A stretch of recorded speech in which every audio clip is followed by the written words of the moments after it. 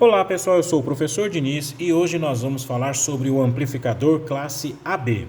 Mas vocês estão vendo aqui escrito classe B, né? Pois é que no vídeo anterior, quando a gente fez sobre o amplificador classe B, houve alunos que perguntaram: professor, o senhor falou do classe A que ele consome em off, né? O que significa isso? Que você desligando o rádio, mesmo assim ele continua amplificando.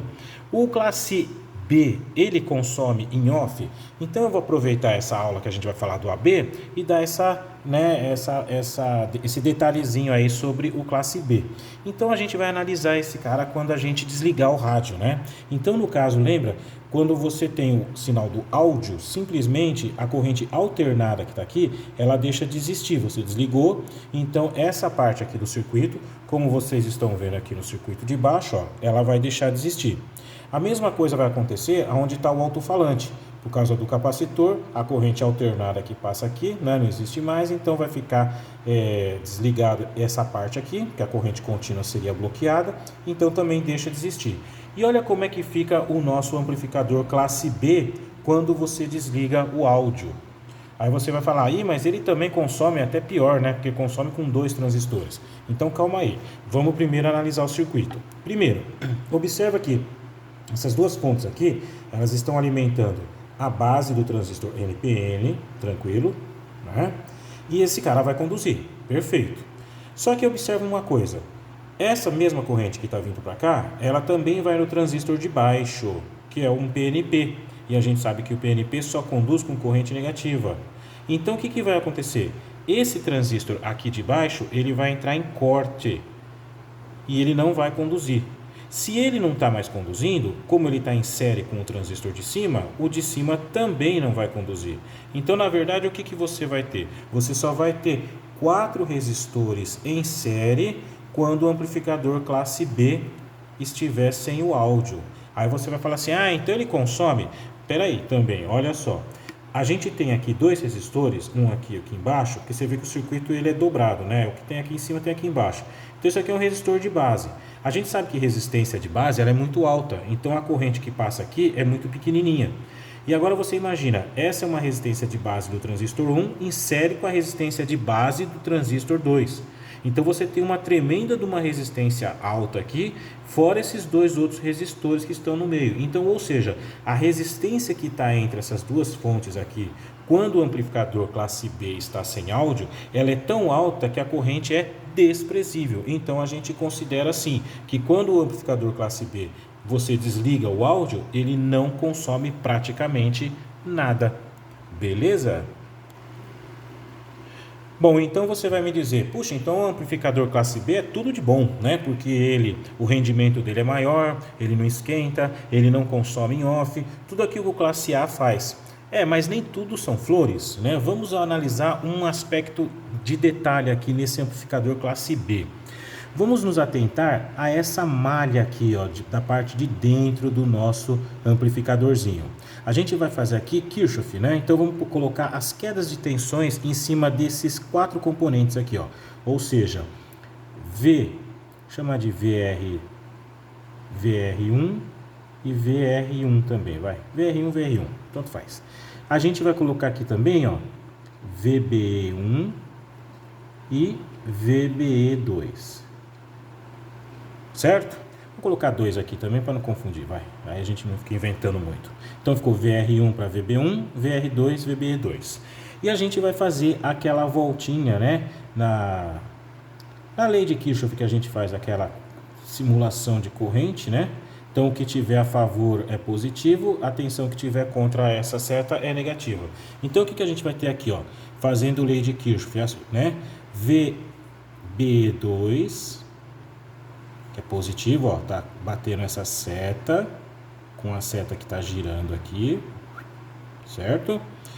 Ó, VB1 também a seta tá subindo aqui, a seta também tá subindo, então também vai ser mais VB1. E agora VR1, ó, a seta tá descendo e essa tá subindo, então vai ser menos VR1 e o VR2 também tá subindo, né? Menos VR2 igual a 0. certo? Ou seja, a soma das tensões dentro da malha tem que dar zero. E o que a gente observa aqui? Bom, a gente observa que VBE sempre vai ser 0,7 volts.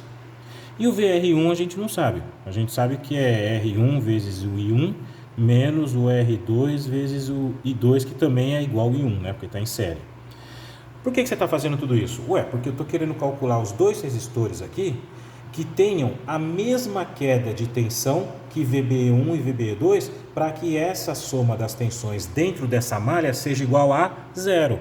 Concorda? Então eu vou ter que colocar dois resistores aqui que a gente tem a mesma queda de tensão aqui para um anular com o outro.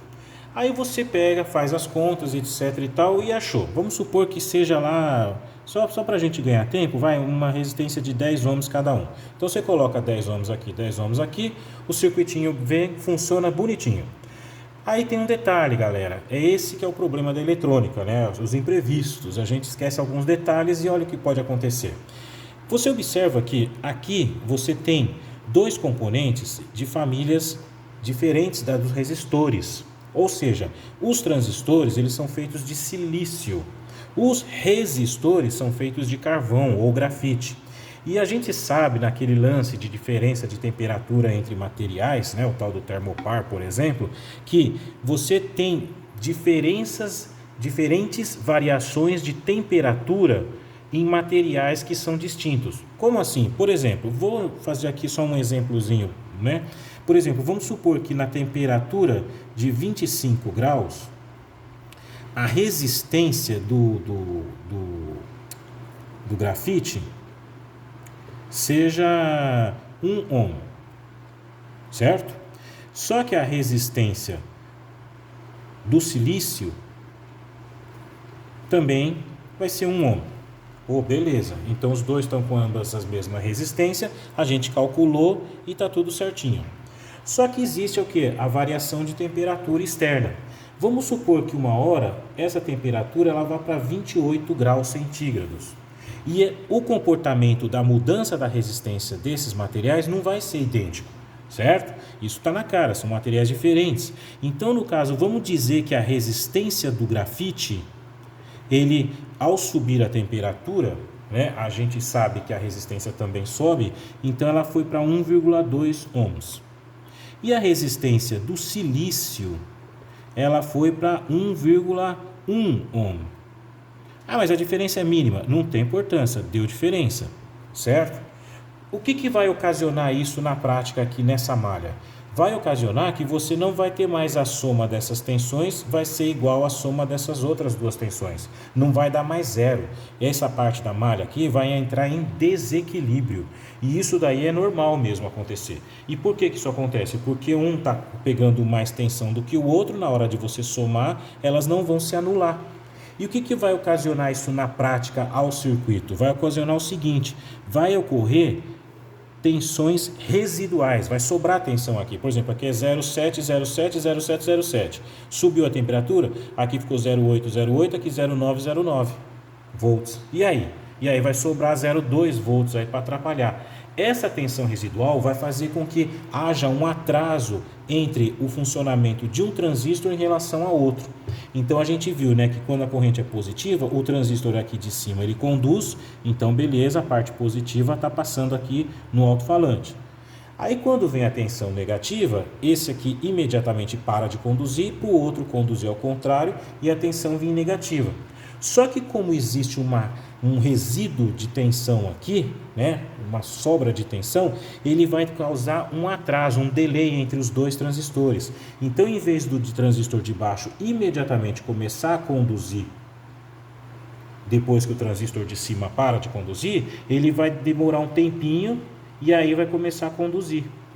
E o mesmo vai acontecer quando ele parar de conduzir e esse começar a conduzir. Vai ter um outro delay aqui, ó. E isso daí, em áudio, é horrível. Por quê? Porque isso aqui é 0 volts. Ou seja, o teu alto-falante vai ficar como se estivesse picotando, como se estivesse com um mau contato. Você está ouvindo e o cara... Aí você fala, mas isso aí está com mau contato? Não é. É que está acontecendo esse probleminha aqui, ó, característico do amplificador classe B. Esse problema a gente chama de crossover. E isso está presente então no amplificador classe B. Aí você vai falar assim: ah, professor, então que droga, não dá para usar em áudio, né? Basicamente não. A gente usa ele em outros tipos. Por exemplo, se você quer amplificar uma corrente num motorzinho que vai girar um ventilador, aí não tem problema de acontecer esse delay, né? Porque a inércia das pás vai ficar fazendo com que ele gire constantemente. Não tem importância nenhuma. Mas em áudio, o nosso amplificador classe B vai ter esse problema devido à temperatura que a gente tem aí. E aí, como que você resolveria esse probleminha? Bom, muitos alunos falam, coloca aqui um termistor, coloca aqui um potenciômetro, coloca, né, sei lá o quê. Mas pensa bem, se toda vez que você está lá ouvindo o som, do lado de fora do carro, está lá ouvindo o som, aí o amplificador esquenta, ele começa a picotar, você vai ter que entrar no seu carro, mexer no potenciômetro, né, para fazer com que ele pare de picotar, e aí depois mais um tempo que ele fique ligado, a temperatura vai mudar mais ainda, aí você volta lá, quer dizer, isso daí na prática não tem nada a ver. O problema nosso não é bem colocar potenciômetro, termistor, seja lá o que. O problema é que a gente tem que verificar se tivesse aqui algo que, com esses dois aqui mudando a sua resistência conforme a temperatura, os outros dois componentes também tivessem o mesmo comportamento. E qual seria a solução para isso? E olha aqui a solução. Ué, não entendi. Entendeu sim, olha só. Você tem aqui esse símbolo do VBE, que é um diodo. Ele é de silício. Se você simplesmente colocar no lugar desses dois resistores dois diodos também, você concorda que todos eles são da mesma família, tanto o diodo quanto o transistor? E o que vai ocasionar? Vai ocasionar que a variação de resistência conforme a mudança de temperatura tanto do transistor como do diodo vão ser absolutamente idênticas. E aí você resolveu o problema do nosso querido amplificador classe B.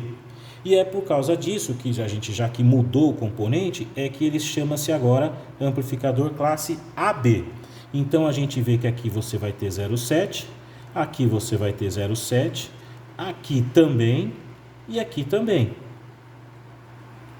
O que vai ocasionar se a temperatura subir? Vamos dizer que esse cara vai para 0,8, 0,8, os dois diodos. Mas aqui também é feito de silício, então ele também vai para 0,8, vai para 0,8. Ou seja, acabou-se o problema daquela tensão residual que provocava o crossover. E assim você acabou de aprender como é que funciona o amplificador classe AB. Legal, pessoal? Então espero que vocês tenham gostado também desse vídeo e a gente volta para um outro aí. Muito obrigado mesmo na sua atenção. Tchau, tchau.